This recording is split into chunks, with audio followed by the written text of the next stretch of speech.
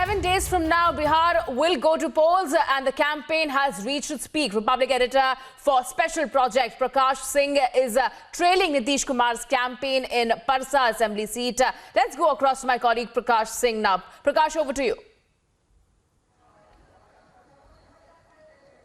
Well, this is the campaign trail of Bihar Chief Minister Nitish Kumar, who is campaigning here in Parsa Assembly Constituency. And now in this chopper, you can see that he's going to fly now in this chopper to another constituency. And I'll ask my camera person to pan. The rally is over. And there is a sea of people that had gathered here in Parsa Assembly Constituency.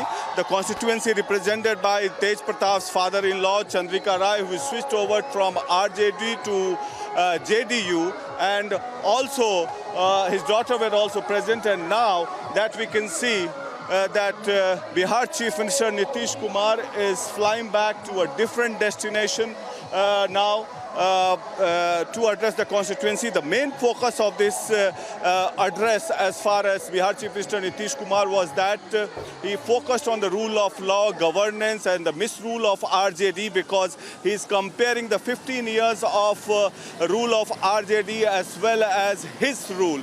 And he's drawing comparisons that he provided electricity, empowered the women folks, and also what he intends to do in the near future when he comes back to power. Now, with Prime Minister Narendra Modi slated to address a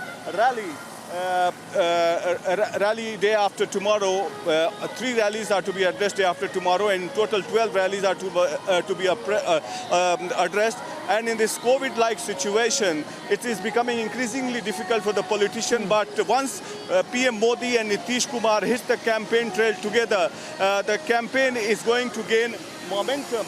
And that's what the main focus of the NDA would be here in Bihar. And they are the two important faces, Prime Minister Narendra Modi and the work done by Nitish Kumar to challenge Lalu Prasad Yadav and RJD leader Tejasvi Yadav. They are banking mostly on the EBC board as well as the major vote bank constituted by Bihar Chief Minister Nitish Kumar.